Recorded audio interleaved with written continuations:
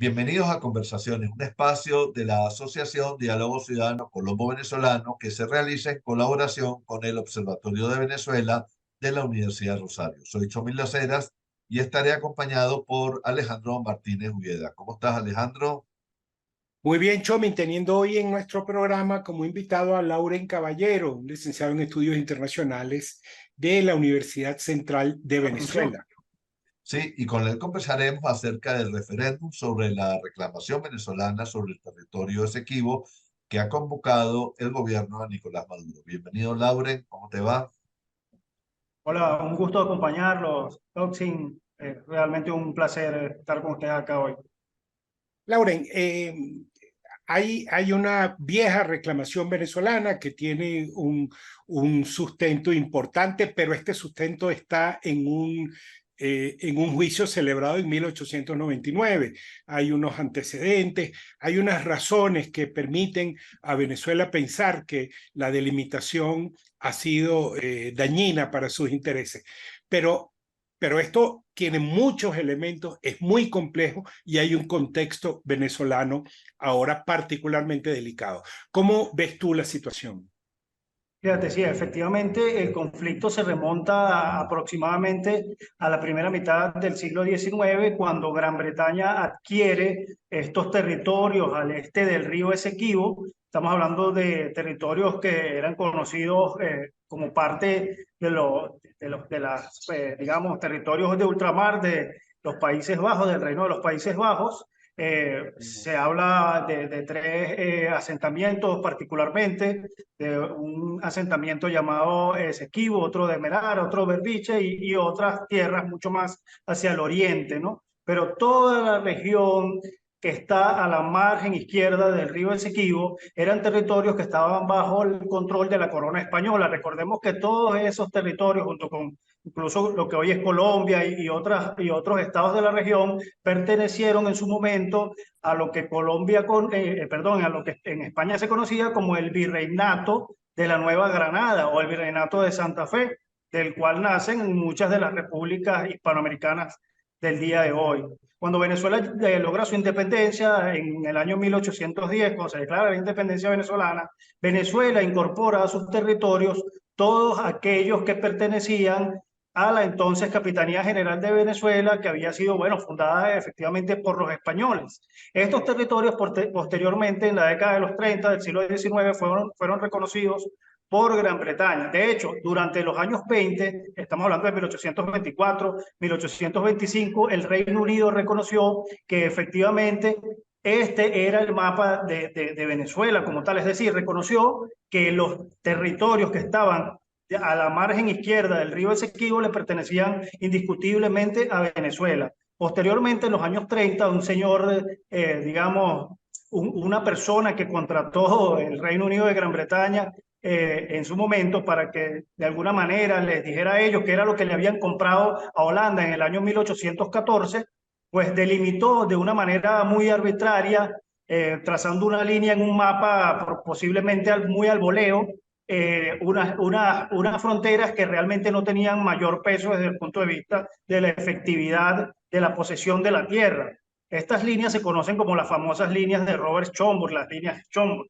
Entonces, desde 1935 hasta bien entrados ya los años 80 del siglo XIX, la Gran Bretaña fue expandiendo esa línea, fue, digamos, corriendo la línea hacia Occidente hasta un punto en el que Venezuela, pues, tuvo que protestarlo de una manera tan enérgica que se rompieron las relaciones entre ambos estados.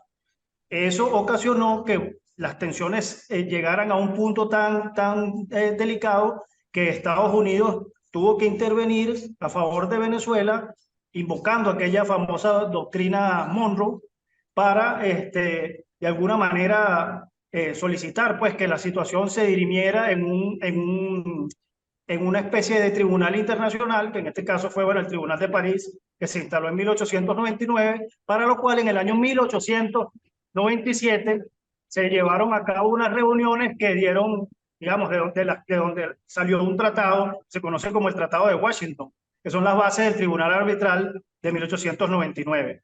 En ese tribunal ocurrieron una serie de irregularidades.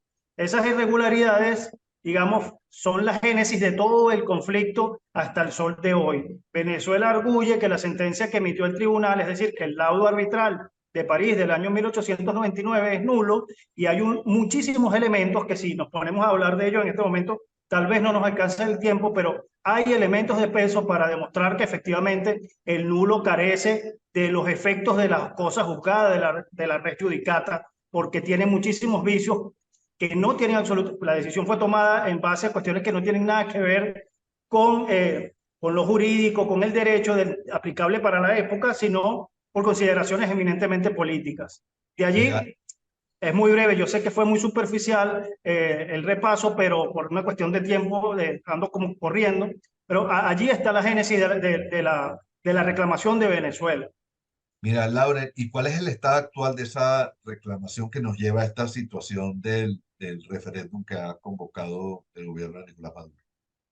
Mira, en los años 60, después de que se emite el laudo arbitral de París de 1899, Venezuela reclamó, protestó esa sentencia, porque bueno, había muchos indicios de que la decisión había sido tomada, digamos, para favorecer de alguna manera a Gran Bretaña. De manera que durante todo el periodo que va desde 1899 hasta la primera mitad del siglo XX, Venezuela sostuvo posiciones bastante firmes, digamos, de protesta con relación a esa decisión. En los años 60, Venezuela logra definitivamente, durante el gobierno de Betancourt, sentar al gobierno de Gran Bretaña para que considerase que la reclamación venezolana, que la disputa venezolana, es decir, que la contención venezolana de que el laudo arbitral de 1899 era nulo y írrito, tenía validez. Y en efecto, esas reuniones se llevaron a cabo en el seno de Naciones Unidas, un canciller venezolano llamado Marco Falcón Briceño y jugó un papel estelar en esas conversaciones, y así llegamos al año 1966, cuando Gran Bretaña acepta que efectivamente existe una reclamación, que hay que tratar de resolver el tema de la frontera, el tema del desconocimiento por parte de Venezuela del laudo arbitral, mediante un acuerdo que fuese satisfactorio para las partes. Este acuerdo, digamos, tendría su base en un acuerdo previo, es decir, un acuerdo para un acuerdo, que sería el conocido ya, bueno, famoso Acuerdo de Ginebra de 1966, que es el que de alguna manera rige las bases de la reclamación. El Ahora, estado actual de la contienda, me preguntaba. Bueno, el estado actual de la contienda es que el proceso, digamos, en los últimos 57 años pasó por algunas instancias, entre ellos una comisión mixta binacional, donde se discutieron algunas cuestiones relativas a la solución de la controversia de una manera aceptable para las partes. Guyana nunca quiso aceptar las propuestas de Venezuela, que fueron, digamos, gravitaron en torno a la idea de la negociación bilateral, y siempre desde un comienzo propuso asistir a la Corte Internacional de Justicia. Pero en vista de que la Corte Internacional de Justicia, por ser un tribunal internacional, es muy difícil que emita una solución satisfactoria para ambas partes, Venezuela pues asumió una posición de no reconocer organismos jurisdiccionales.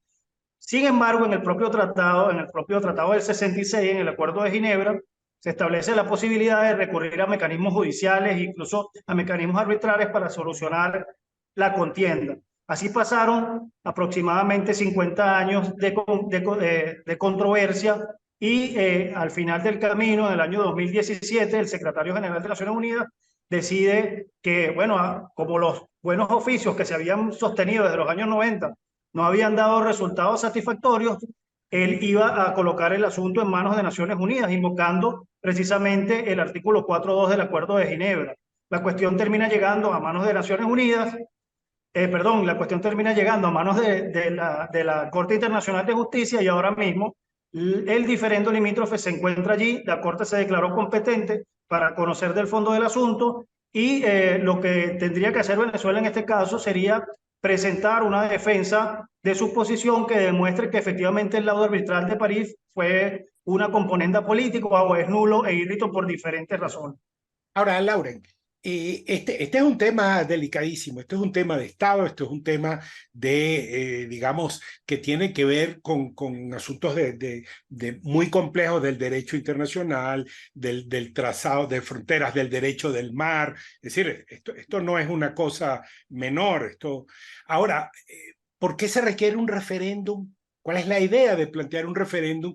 Porque no estamos hablando de un tema, digamos, en el cual la voluntad popular pues, sea lo que deba privar. Por supuesto que no se trata de contradecir la voluntad y los intereses nacionales, sino muy por el contrario, hay un gobierno que debe proveer, que debe generar una política eficiente. Es decir, estoy pensando, por supuesto, en la Dirección de Fronteras del Ministerio de Relaciones Exteriores, estoy pensando en el Ministerio de la Defensa, estoy pensando en el Ejecutivo Nacional como el encargado de presentar esto. ¿Por qué se va a un referéndum?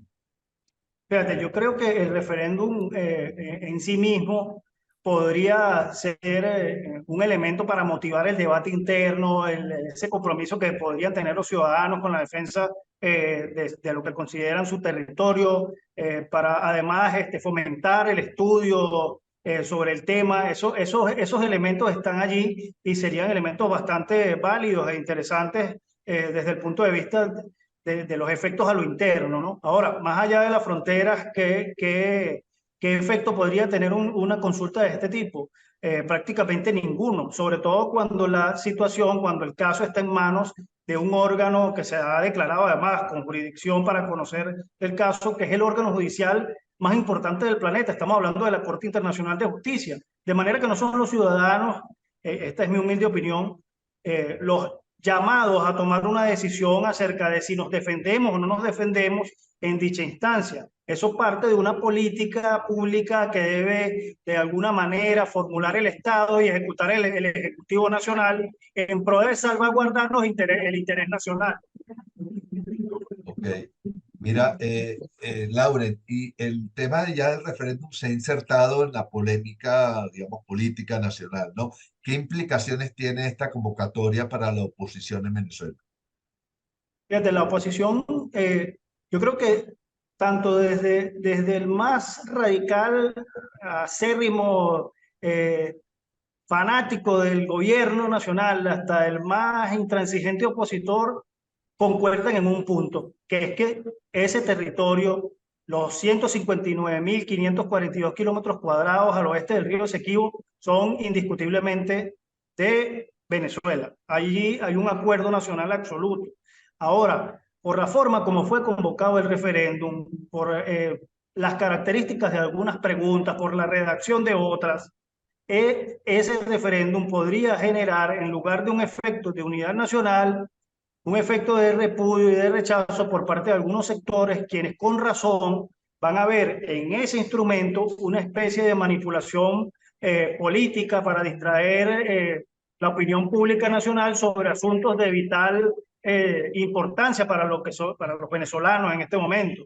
Entonces, creo que el referéndum fue planteado de una forma errónea. Creo que no se consultó a los sectores que debían consultarse para que el mismo representase pues esa posibilidad de unidad nacional incuestionable. Y bueno, ahora mismo, digamos, la oposición ha asumido una posición de dejar a que los ciudadanos decidan de manera libre sobre si votan o no votan, o la forma incluso como votan en el referéndum. Pero fíjate, hay una pregunta, por ejemplo, la pregunta 3 de ese referéndum, que hace referencia al hecho de que del reconocimiento de la Corte como una instancia con competencia para dirimir la controversia. Allí se le pregunta a los ciudadanos si están de acuerdo o no están de acuerdo en asistir a la Corte. Y eso es una pregunta que su trascendencia es tan importante y su trasfondo es tan delicado que es improbable que por lo menos el 99% de los ciudadanos de este país